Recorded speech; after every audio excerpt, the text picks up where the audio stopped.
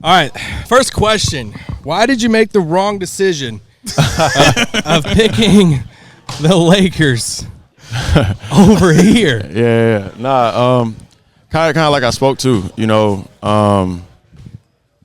anytime you're kind of faced with a decision, usually in life I've chosen the harder road, step outside my comfort zone. Obviously the way things in Brooklyn unfolded, or the way they unfolded in Brooklyn, were unfortunate. And, I made that decision. I knew it was going to be a tough road. But, it was cool learning from one of the best players of all time. And, I'm here now to make up for my mistake. You're happy to be with Mama now, right? So that was the thing. What was this quote? So that's the thing. Like, it was speaking of comfort zones. It really had nothing to do with the Lakers or the Mavs. Ironically, it was more so about, like, man versus bully. Like, so if you ever been in a situation where you lost a fight or something like that, obviously sometimes some people are like, oh, it's okay, like you're good, comfort zone, right? And sometimes people are like, nah, you better go out there and fight till you win. You feel me? Step outside your comfort zone. So that's really all it came down to. It was a perspective of me versus Brooklyn. It really had nothing to do with the Lakers or the Mavs. Like, ironically, and then everybody took it as like female this or something. And it was like, no. And obviously, like I said, I mean, my family home's in Dallas. Like, I still have all my friends here. They didn't take it no way. So that's why when people was mad, I was kind of like, well, damn, I definitely didn't. I didn't say they were bad. Like, I didn't say they were none of that. Like, people love their moms. Yeah, I was like, bro, like, what are we talking about? So that was interesting to see it spun that way. But I always took it as you just wanted a different challenge, right? Like, you just wanted to try something new, something different. But now you're back with Dallas. What are you excited about being back here? Well, trying to win a championship, obviously. I mean, that run last year was special, and obviously I was a part of the Western Conference Finals run, which was special too. And so now it's just about putting it all together and hopefully winning one. So when I looked at your time in LA, and then comparing that to your time here in Dallas in that Western Conference run, it feels like the two teams kind of used you differently. It feels like you're a little bit more of a spot-up guy in LA compared to Dallas. What is it about Dallas that kind of empowers you and your strengths more? I think it was just kind of different skill sets with the different teams. All credit to LA. They have a bunch of talented guys, D'Lo, AR, Rui, a lot of guys that, are very offensive focused and driven to score the basketball. So I was like a pure 3-and-D. I may have still been in a 6-man type of like minute slot at some points in time, but the role was very much defense focused. Which obviously is always a part of the game, especially as a sub. But, with Dallas, it was more so like figure out how to be. Luka. Yeah, of course. Yeah.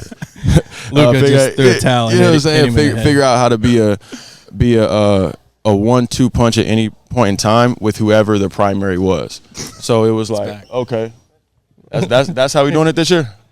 Can you at least put your shoes on? Be serious for me today, bro. Man, Luka's done. He's not even Luka's dressed. done. Not even dressed. He's got a Luka 3 to promote. Yeah, that's what I'm saying. He gotta put on the new shoes.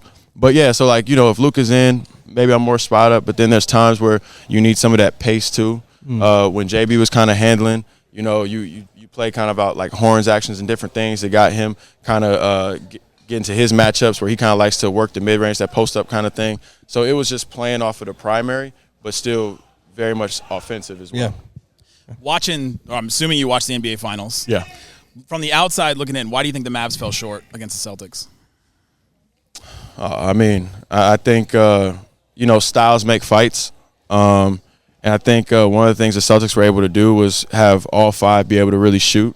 And so that's just a very tough cover. And I think that's kind of what it came down to. Obviously, the guys fought, but, the Celtics kind of made shots. And I think that's kind of what it came down to without getting like too in the weeds of it. Yeah. Speaking of Luka here, what's a misconception about Luka? Misconception about Luka? Something you see people say that you're like, oh, that's wrong. That's wrong. I mean, I don't know as much as what they say about him, really, because I'm not reading his press clippings. No offense, but like, he's probably. I don't think y'all understand like how good he is though. Like, he's nice. He's nice. Like, trust me, I like being in the NBA this long, and I've made different comments on different podcasts or whatever about how like there's only like a handful of actual superstars. Like they're on the team, you're gonna win. Like you're gonna win 45, 50 games just because he exists. He one of them. So like, he's just really fucking good. Like, because it's hard to like any defense you throw at him, not only has he probably seen since he was like 16 years old, but he also has a counter for it. So, you know, it comes down to really just him not making shots that day, to be honest. Yeah. There's some reports about how it's not fun to be Luka's teammate. It's not fun to play with Luka. Yeah. Why is it fun to play with Luka? Set the record straight. Yeah, no, I think a lot of guys, whenever they're playing with stars, sometimes if they have a poor experience, they'll say that. I mean, because, you know, they've said that about every great player, LeBron, Kobe, like, that's just kind of how it goes. I think your job as a role player is always to evaluate the star. Like, don't go in there saying, hey, this is my game. Stars got to adapt to me. You go there saying, oh, the star does this. I'm going to adapt to that. And if you had that adaptable mentality, you'll start to figure out what, you know what I'm saying, works and what doesn't. So corner threes and other stuff and his timing of his passes, because, you know, with the way he passes, like, you got to always be ready. Oh, I got to go. Sorry. Let's go. All right. Appreciate you, man. Appreciate you. Thank you.